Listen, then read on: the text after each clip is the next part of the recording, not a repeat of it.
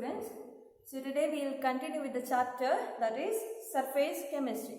So in your previous classes you have learned regarding the adsorption concept, which is nothing but a surface phenomenon, and later you have learned the differences between physisorption as well as chemisorption. So physisorption is just it will take place by weak van der Waals force of attraction, and it will release less amount of energy. Okay, so heat of adsorption will be less. In the same, if you go with the chemisorption, it goes with mainly with the chemical bond, and there heat of adsorption, this is the amount of energy which will be released, that will be more in the case of chemisorption. And so more differences you have learned regarding physisorption as well as chemisorption. So later you have learned regarding Freundlich adsorption isotherm, which shows the variable of the gas adsorbed by the mass, okay, per mass of a adsorbent. So the equation also you have learned. On last classes you have learned regarding the regarding catalyst. So catalysts are nothing but the substance which helps to faster the reaction, but it will never undergo for any kind of reaction. So under catalysis you have also learned regarding promoters as well as poisons. So promoters are nothing but which helps to increase the activity of your catalyst, as well as poisons if you go, which helps to or which goes with decreasing the activity of catalyst, that will be considered as poisons. So later you have learned regarding the types of catalysts, that is nothing but homogeneous catalysts as well as heterogeneous catalysis. So homogeneous in the sense homo represents the same. It will be having same phase of reactant as well as catalyst. So that will be considered as homogeneous catalysis. And heterogeneous catalysis are nothing but there the phase of reactant as well as your catalyst will be different. So that will be considered as heterogeneous catalysis. So later you have learned the mechanism how those heterogeneous catalysis it will undergo. Okay. So the mechanism which goes with the 5 steps. The first one is diffusion of your reactant on the catalyst surface, then adsorption of the reactant from the catalyst surface. Third one, reaction between the reactants. Okay. Fourth one, it goes with the desorption of the product, because when the reaction will take place, the product formation will take place. So fourth one goes, so desorption in the sense the molecules will be, the product will be removed. Okay. The last one again it goes with the diffusion in the sense the product molecules will move away from the catalyst. So that will be considered as 5 steps of theory or mechanisms which goes with the heterogeneous catalysis. So later, the concepts you have learned regarding the factors or the characters what is required for the catalyst. So it should have high selectivity as well as high activity. And regarding zeolite, shape selective catalyst also you have learned. So the most important catalyst which will be used in industries, that is nothing but ZSM5, which will be used to convert alcohol to petrol, okay, so gasoline. So that conversion will be done by using of this catalyst, that is ZSM5. The next concept that you are studying, that is enzyme catalysis. You know now what is meant by catalysis. So here the concept that we are learning is nothing but that is enzyme catalysis. Now what is meant by enzyme? Enzymes are nothing but it is a protein substances.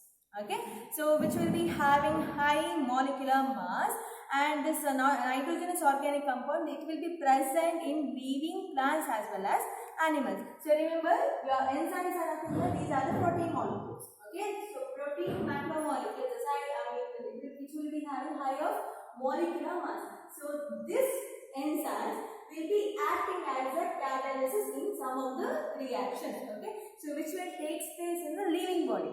Okay, so that will be considered as enzyme catalysis. So enzyme catalysis are nothing but the catalysis brought about by enzyme, which will be considered as enzyme catalysis.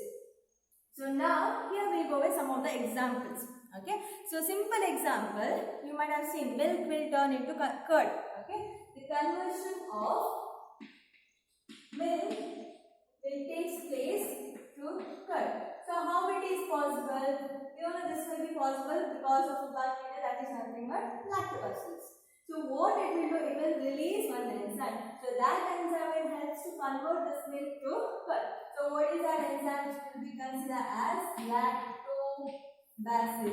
So this is the enzyme. So this is one example. So some more example we will see under enzyme catalysis. So enzyme catalysis are nothing but these are protein molecules. Okay. So which will helps or which will act as a catalyst in biochemical reaction. So you can write enzyme catalysts are nothing but the proteins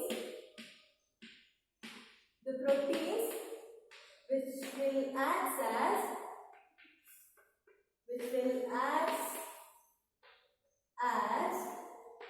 catalyst in biochemical reaction. So that will be considered as, so it should be done under biochemical reaction. So it will be considered as enzyme catalysis. So this is one example. So some more examples under this concept that will be learned. So one example which will be considered as inversion of cane sugar. Inversion of cane sugar. The formula of cane sugar. Cane sugar will be having sucrose. Okay.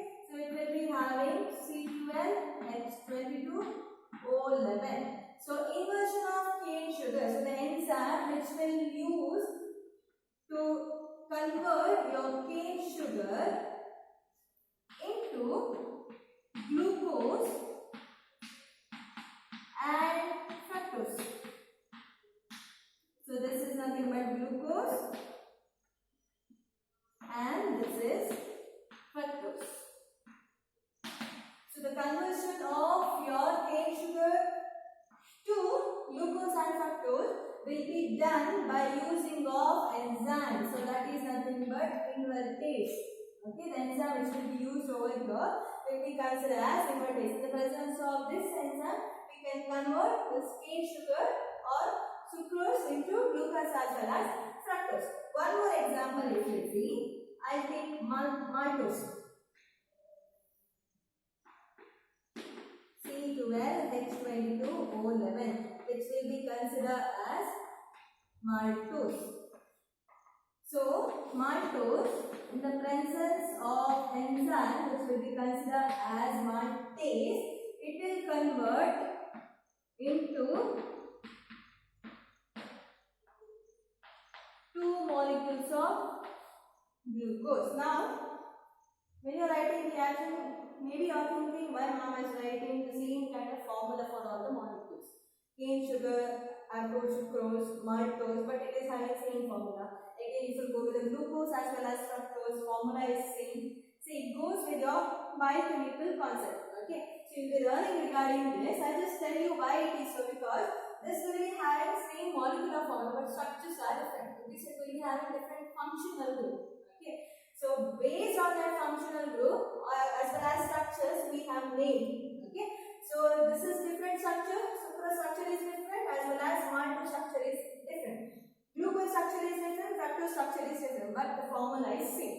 Okay, so these concepts you will be learning, and the next chapter you will be learning. So remember, so enzyme catalysts are nothing but, so enzyme will be acting as a catalyst just to help, which will help to increase the rate of the reaction. So this is one example, easy to remember. For that reason I have chosen this example.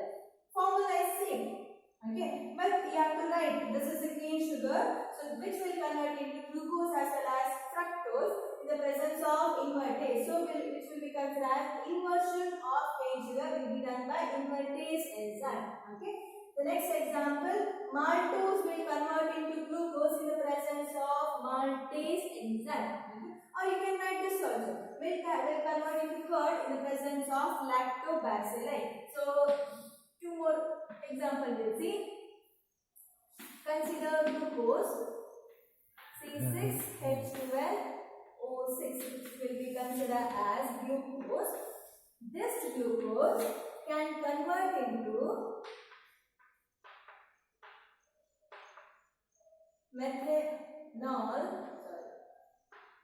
ethanol and carbon dioxide. So this glucose can convert into ethanol. This is nothing but ethanol, CH5OH, and carbon dioxide in the presence of enzyme which will be considered as zymase. Okay, the enzyme which is present over here to convert glucose to ethanol. Okay, so that will be considered as your zymase. So this is one more example. And the conversion of urea. Okay, so conversion of urea, you might have heard, conversion of urea will be done in the presence of enzyme which is considered as urease. So that is the enzyme which will help or which will act as a catalyst to increase the rate of the reaction. Okay, so how much it will increase that we will see later. Okay, so now here urea, formula of urea NH2CO NH2. Okay, so this urea, when it goes with hydrolysis, see all this procedure, your cane sugar as well as here, most of the time it goes with the hydrolysis. So whenever the hydrolysis procedure will be done, so that you will get a proper product. Okay, so here in the presence of H2O, it will convert into ammonia, okay, as well as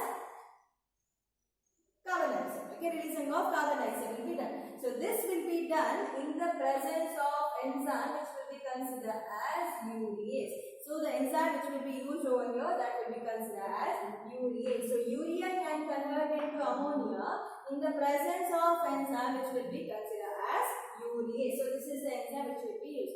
So and you might have heard regarding the proteins, okay, which is present in your stomach, which will be converted as amino acid. Okay, so which will be converted as amino acid. How it will be done? So that is also by an enzyme which will be considered as pepsin. So in these examples, whatever I have told, by using of milk or immersion of cane sugar or conversion of maltose to glucose in the presence of maltase enzyme, or glucose to ethanol, or urea to ammonia in the presence of urease, as well as if you will go with the pepsin also. Okay, protein to amino acid conversion with by pepsin. So in these examples, any 2 to 3 examples learn properly, that is more than enough. Okay, regarding enzyme catalysis. So next we will be going with the characters of these enzyme catalysis.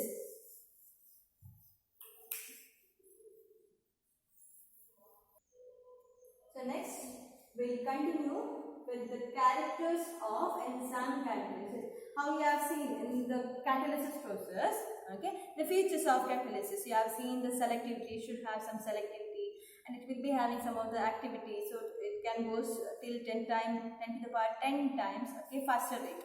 Okay, so in the same way, here enzyme catalysis also having some of the characters. So mainly the characters, it goes with these two only, selectivity as well as activity. Okay, so here the first property, that is, this enzyme catalysis are highly selective in nature. Okay, so these are highly selective in nature. Highly selective means what? Now for example, you have seen the reaction. Urea can convert into ammonia, okay, along with carbon dioxide. So you know urea can convert into ammonia. If you want to write the formula also can be written NH2CO NH2. So this can convert into NH3 plus CO2. So conversion of this urea to ammonia can be done in the presence of only with urease enzyme. So these are highly selective. So we are going to call it as these enzymes are highly selective. So only urease enzyme can convert this urea to ammonia. In the same way, only maltase enzyme can convert maltose into glucose. Okay, only lactobacilli is an enzyme which will be used to convert your milk to curd. So this is one example which is required for this property. So as we say, these are enzyme catalysis are highly selective. Only it goes with a particular reaction. These enzymes can go with only with a particular reaction. So we are going to call it as highly selective in nature. So the second property, that is, these enzymes are highly efficient in nature. These enzymes are highly efficient in nature, in the sense, when it goes with a reaction, it has the capacity to convert millions of your reactant. Okay, so if you consider just a mole, 1 mole of or 1 molecule of enzyme, if you consider, it has the capacity to convert 1 million of reactant, okay, to its product just for a minute.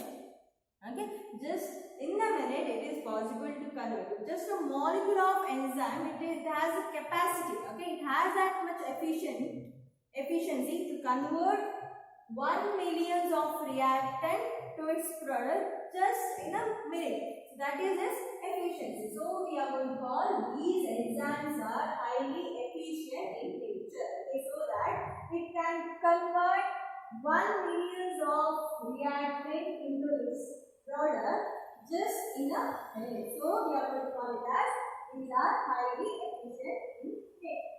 Next concept that we are learning over here, that is activity.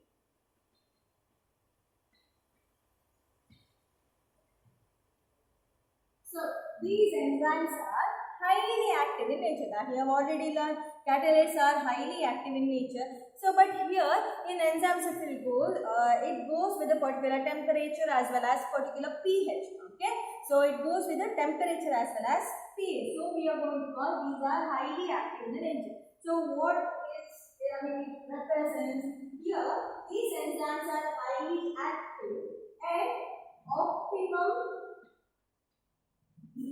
temperature, as well as these are highly active at optimum pressure. Not pressure, we are explaining with the pH.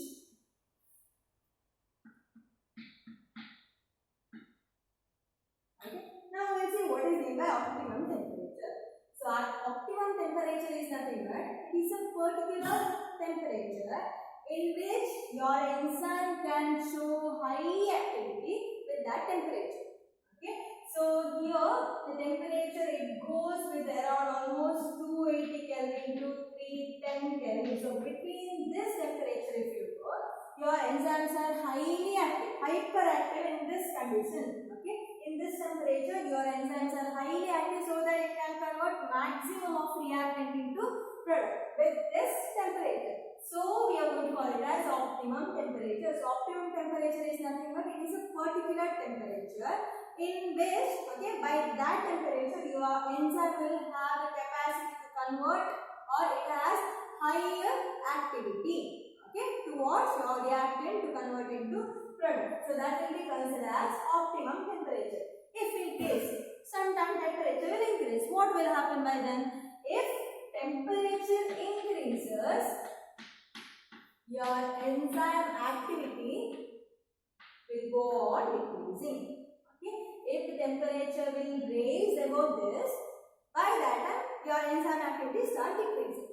So if it reaches almost 340 Kelvin, the temperature will reach around 340 Kelvin.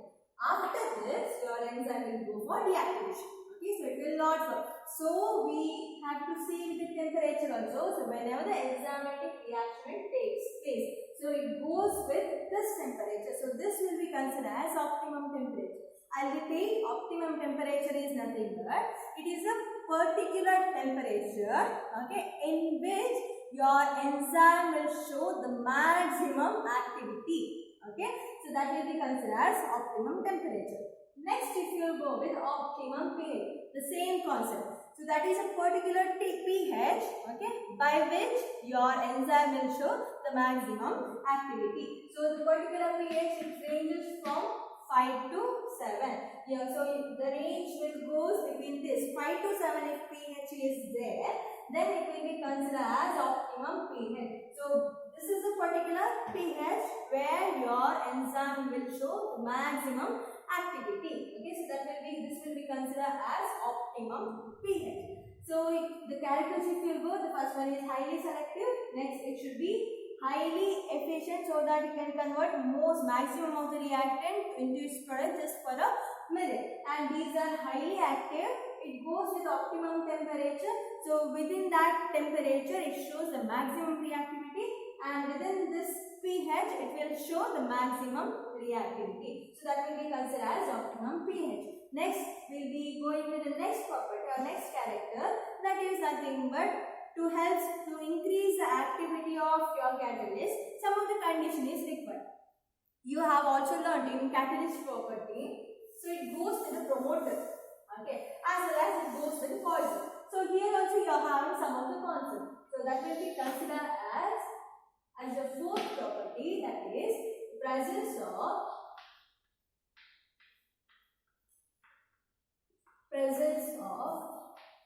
coenzyme and activators. Presence of coenzyme and activator. So first we will see what is meant by coenzyme. So these coenzymes are nothing but these are the non-protein molecules. Okay. So if it is there with a small amount also okay, but if it is there with the enzyme, then the activity of your enzyme will become more, as you have seen as promoter. Okay. So your coenzyme as well as activators, these two also it acts as a promoter over here. Okay, in your enzyme catalysis. So here coenzymes are nothing but in your living system. If what is mean by coenzyme, or what you can call it as coenzyme, those are nothing but a non-protein part. Okay, so non-protein part. For example, vitamins. Okay, so these are non-protein part. So if small part of this vitamin is there with your enzyme, consider for example, say something here, I consider urease enzyme. Along with this urease enzyme, if it is having a small amount of non-protein part or non-protein substance, by then your activity of enzyme will increase. So non-protein substance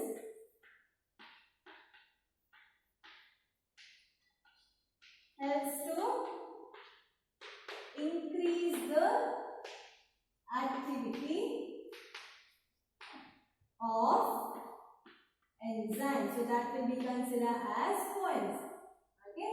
So next, that is nothing but activators.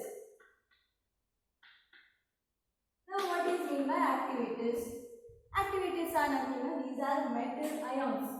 Okay, you know living system will be having some of the metal ions, correct? So these metal ions also will act as a promoter, which helps to increase the rate of the reaction. Example, if you go sodium as well as your manganese ion, then cobalt ion or your copper, etc. So these are some of the examples, okay, which is present in your body. So we see in our body we require some of the ions. What is the property or what is the character of these ions? These ions also will act as activators. Okay, so it will help to increase the activity of your enzyme so that the reaction will be done in faster rate. Okay, so this helps to increase the activity of your enzyme. So that will be considered as activators. If you want, write them. So activators are nothing but which helps to increase the activity of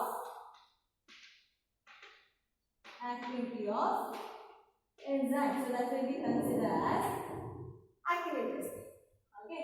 See, these enzymes, what is the work of this enzyme, or activators or coenzymes, how it works? Your enzyme, particular enzyme if you consider, that will be having functional group. Okay. So whatever the enzyme we have mentioned now, urease, maltase, zymase, okay, as well as lactobacillus, these enzymes, it will be having some of the functional group. So based on that functional group, it works or it functions. Okay. So some of the functional groups like amide, urease will be having amide. Some of the groups, some of the enzymes will be having carboxylic acid. It will be having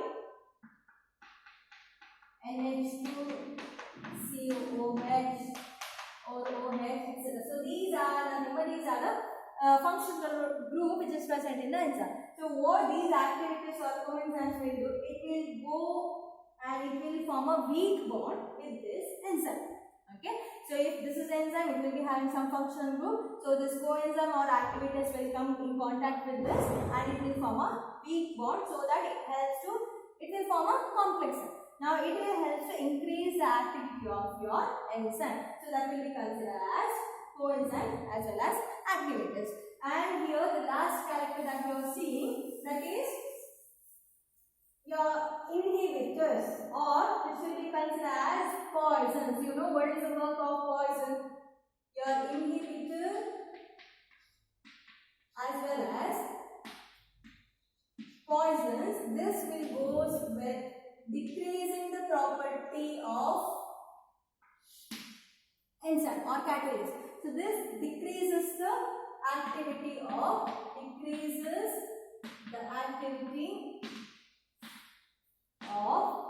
enzyme.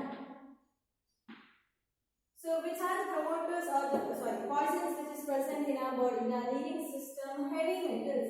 So poisons we can consider some of the heavy metals, that is nothing but Ag plus as well as Pb2 plus, lead as well as your chromium 3 plus, etc. So these are the heavy metals which is present in our living system. So this will act as a poisons.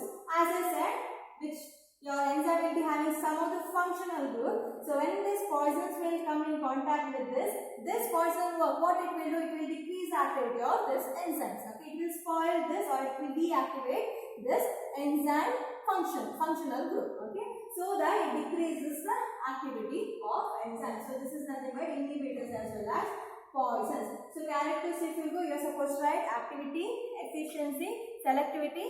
Okay, as well as how the reaction will increases by in the presence of coenzymes as well as activators. How the reaction will decreases in the presence of your inhibitors as well as poisons. You might have heard in some time when the people will go old, by then they start with certain diseases.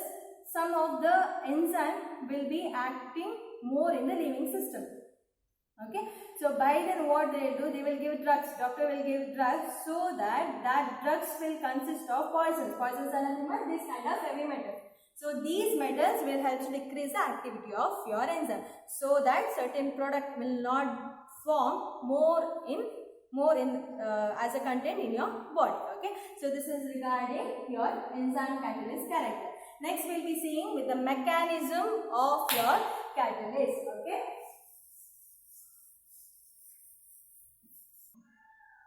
So next we'll go with the mechanism of enzyme catalysis. How these enzyme catalysis will work with one another to get a certain product. So mainly it goes with two steps.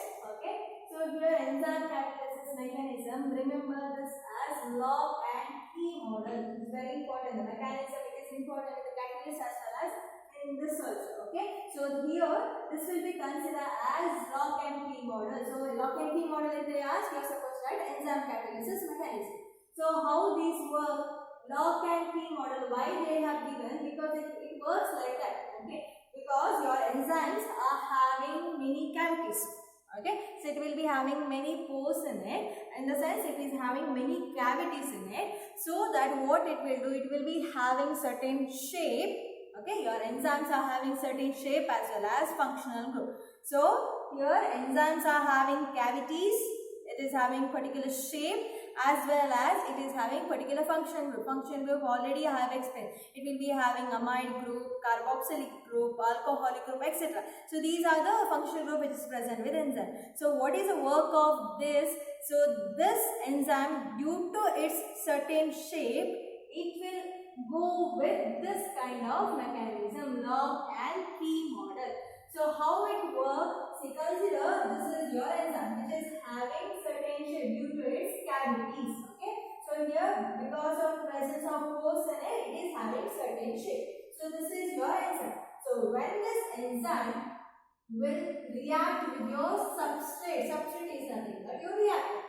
So when it reacts with your reactant, by that then due to its shape, okay, see the substrate should also have particular shape. So that reactant will come closer to each other and you will get the complex because of presence of functional group, okay, which is present in this enzyme. You will get the product as complex form you are going to get.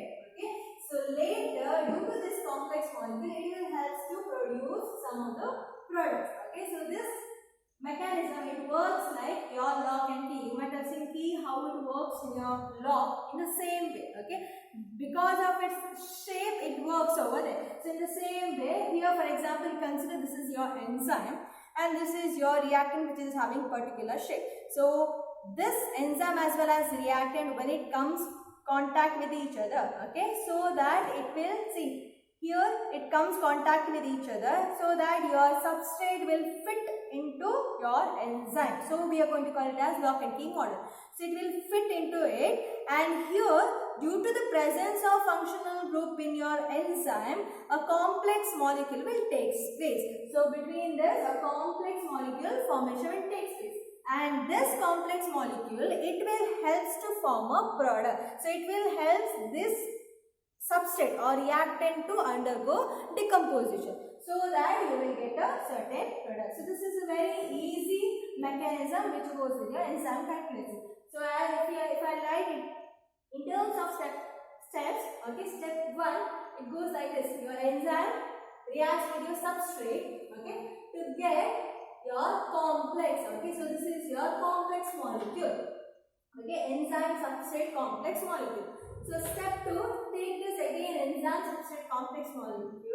Due to this complex molecule, this reactant will undergo for decomposition so that you will get the number of products, okay. So as I have told, one molecule of enzyme can produce the number of products, okay, per minute. So this is regarding enzyme catalysis. Why it is possible? Due to the cavities which is present in your enzyme or the pores which is present in the enzyme, as well as due to its certain shape and the functional group which is present in the enzyme. Due to this 3 reasons.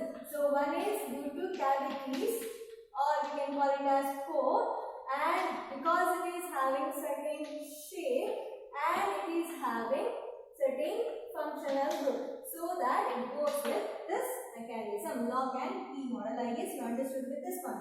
Very easy concept. Remember the concept of lock and key, how it works like that only. Key is your enzyme, lock is your substrate, okay. So in that way only it works over here. So this is regarding your enzyme catalysis. Now the next topic, that is industrial application, okay, where we are using this catalyst, okay. I'm not talking about enzyme catalyst, because in last class we have learned regarding catalyst, and under that enzyme catalyst also you have learned, okay, where it works with biochemical reaction. So we are seeing application of catalyst, okay. Generally enzyme catalyst you understood where and all it works, okay, based on its example. So here now this catalyst, generally if we take catalyst, where it works or where we are using industrially, okay. So industrial application we are seeing the first application, that is considered as Haber's process, okay, very important.